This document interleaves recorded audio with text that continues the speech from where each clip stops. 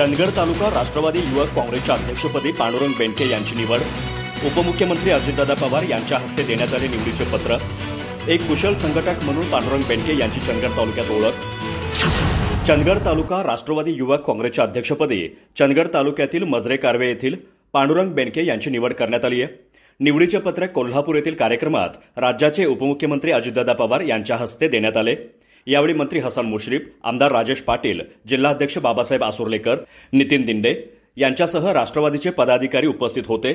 अनेक वर्षांपासून चंदगड तालुक्यातील मजरे कारवे येथील माजी उपसरपंच पांडुरंग बेनके राष्ट्रवादीचे आमदार राजेश पाटील यांच्या मार्गदर्शनाखाली कार्यरत आहेत।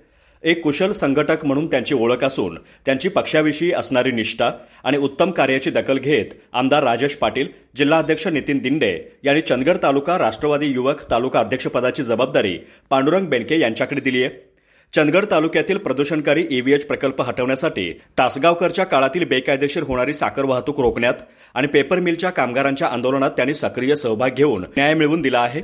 निवडीनंतर पांडुरंग बेनके प्रसारमाध्यमांशी बोलताना म्हणाले की पुढे राष्ट्रवादी काँग्रेस पक्षाचे विचार सर्वसामान्य जनतेपर्यंत पोहोचवणे आणि विधानसभेला राष्ट्रवादीचा झेंडा चंदगड मतदारसंघात फडकवण्यासाठी राष्ट्रवादी युवक काँग्रेस अग्रेसर राहील।